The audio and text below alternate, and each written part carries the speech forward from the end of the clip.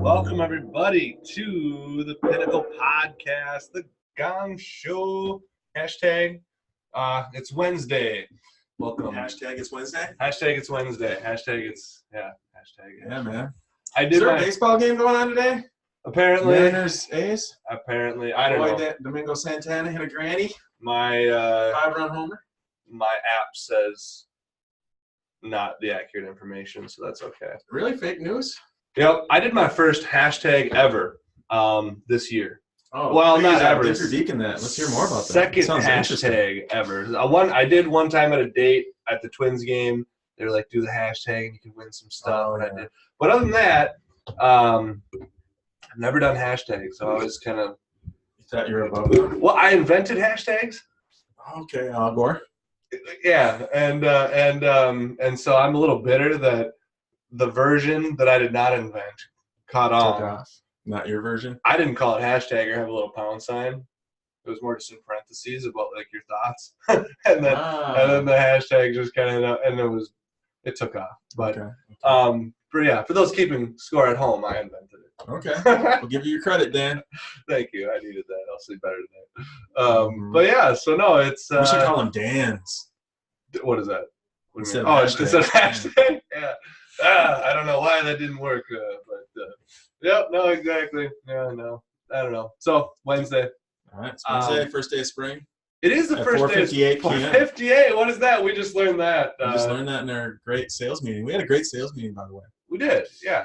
Good stuff. Details, sales. We have Friday barbecue. We have a great team. And everybody's got each other's back. It does. It is true. It's awesome. You know what? In fact, I'm going to brag just for a quick second because there are how many people out there, and I honestly see memes all day long of like my coworker sucks, or you know what I mean? Like, oh, don't you hate it when you can't trust people that you're around, and all these like negative things. And it's like, man, I just feel bad because we do have a great environment. Everyone does have each other's backs, like you said. All good people here, and it makes things a lot easier. You hire the people. You hire the people. And that's something I've learned. I mean, we've had those people in the past. Even what you said, I mean, on social media, years ago, we had somebody talk about one of our customers, and that was one of the proverbial straws that broke the camel's back. Yeah. On Facebook, it's like, how dumb are you? I mean, who butters your bread? Yeah, I know it. So she's not here anymore. Yes. No, it's been cute. And kudos, Troy, that's true. When I first came aboard, what you preached was culture. And you said, I just want to have a home where people are feeling good, doing well. And boy, so far so good. So that's cool. And part of how we do good, again, Dave Ramsey, we are endorsed local providers. So we want to go through the baby steps one time and get a little bit of a feel, Troy. What are the baby steps first and foremost? Save $1,000, pay off your debt other than your mortgage.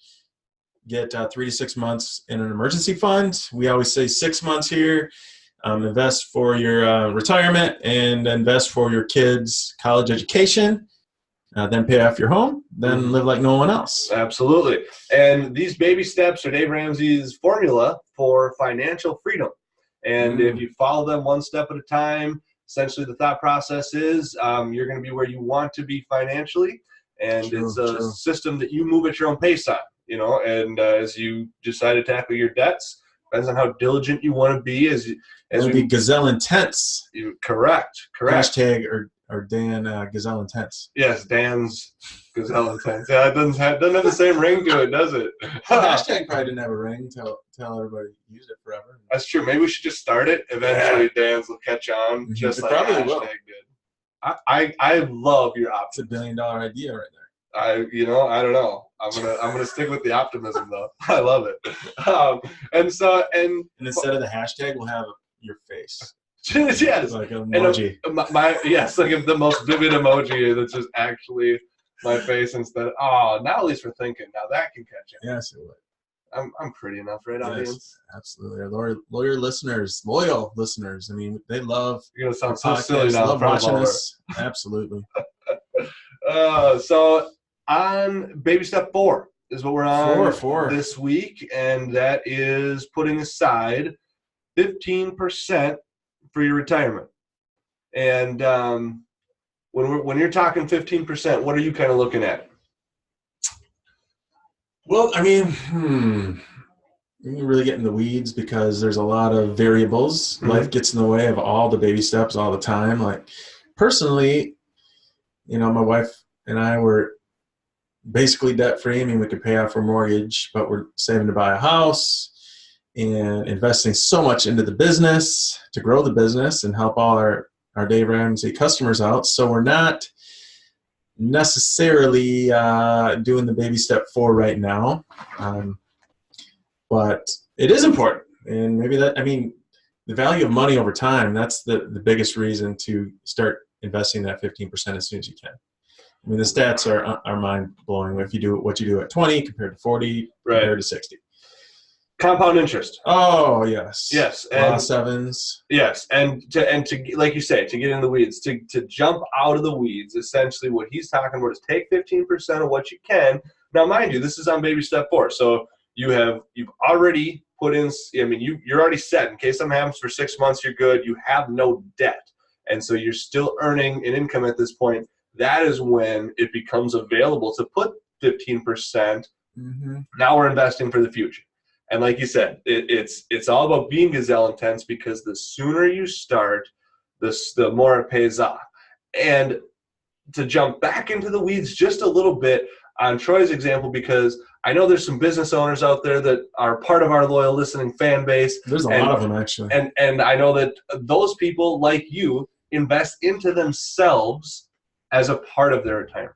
And your business is, in a way, some of that retirement plan and all that type of stuff. And so where you're putting that 15% does not necessarily need to be in the stock market. It doesn't necessarily need to be a mutual fund, for example. But whatever your plan is for your retirement, for your future, begin that investment and do it gazelle intense. Absolutely. Do it diligently. I know you're working with Lubeck Wealth Management, Dan, who, those guys are the best. Danny, Kyle, Scott, and Todd over there. Those guys are unbelievable financial planners. So absolutely, and that's true. And a shout out to those guys. We'll have them on the podcast eventually here as well. But if you are somebody that is hustling, and again, Gary Vee, we talk a lot about if you're kind of staying focused on one thing, you probably are not an expert on where to put some of that investment money and what to do with some of that excess money. And it's not always a horrible idea to reach out to somebody that has that experience or some of that expertise to understand what to do, because like I said, there's no formula as far as, hey, here's where you invest this to get that back.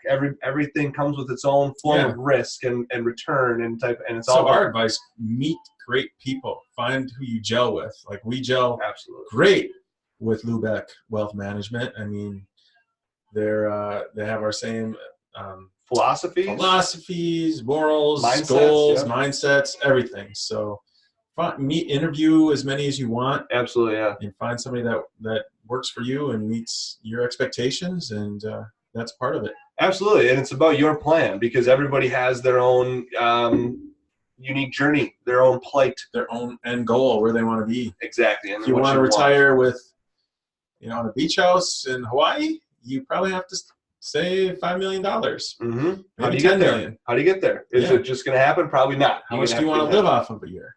Amen. $5 million into annuity or something like that. That'll pay you $300,000, $400,000 a year the rest of your life. There's so many options. And actually try, that kudos. You are a powerful, powerful speaker when you speak. And you're right. It's about meeting people, finding who you gel with, and then once you vibe, get that information, and then start to make those decisions. Work backwards from your end goal. Right? Absolutely. Yes. Anytime you can reverse engineer working backwards, I love that. Mm-hmm. I love that today. And so, anything else you want to leave us as far as tips or tricks, as far as any 15%, any stock advice that you have? It's so hard. I mean, because they say there's a correction every 8 to 10 years or so, and we're on year 10 at least. Yep. And when is this going to stop? The economy's so darn good right now, and can the market go any higher? So, we're all in this together. And if we could predict what would happen? We'd all be rich, obviously. So that's so true. Will the bubble burst? Is there a bubble? Is it still going up? And yeah, if to we be were continued. experts, To be continued. Absolutely. Amen. Just keep your nose down and keep grinding. Amen. If you guys do need resources, let us know. We can certainly introduce you to the folks over at Lubeck. Otherwise, yeah, like I said, find someone you vibe and gel with and choices, then figure it out from there. But thanks for tuning in, everybody. Have a great rest of your week. We'll check in Friday. We might have a special guest for you, and we'll chat more. Yes, we will. Rich Strobel. Yes, take care.